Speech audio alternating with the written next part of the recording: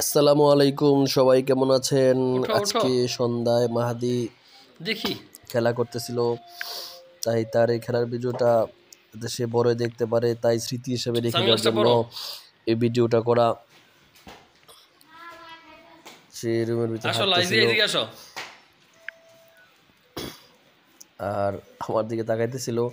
আমি যখন ভিডিও করতেছিলাম তখন সে খেলা করে না, যখন ভিডিও করা ছেড়ে দিই তখন খেলা করে।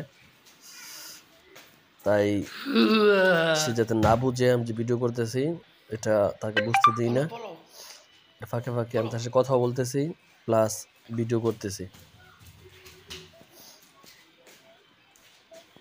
একবার লুকাই থাকে যাতে আমি তাকে দৌড়ে গিয়ে আবার আসো খুঁজি। আবার আসো আবার আসো। বলতেছে আমিও যাতে লুকাই, পুরো রুমের যত চিপা চাপা আছে সব জায়গায় লুকিয়ে থাকে। এই খেলাটা সে অনেক পছন্দ করে, তাই সন্ধ্যার পরে যখন আমি বাসায় আসি তখন তার সাথে একটু খেলা করার চেষ্টা করি যাতে সে আনন্দ পায় এবং বোর ফিল না করে। সারাদিনও তার আম্মুর সাথে থাকে। সন্ধ্যার পরে যখন গেটের আওয়াজ শোনে যে পাপা বলে আসতেছে থাকো বলে থাকো। তখনই সে জোরে আসো আসো আসো। নিচে চলে যাওয়ার জন্য চেষ্টা করে।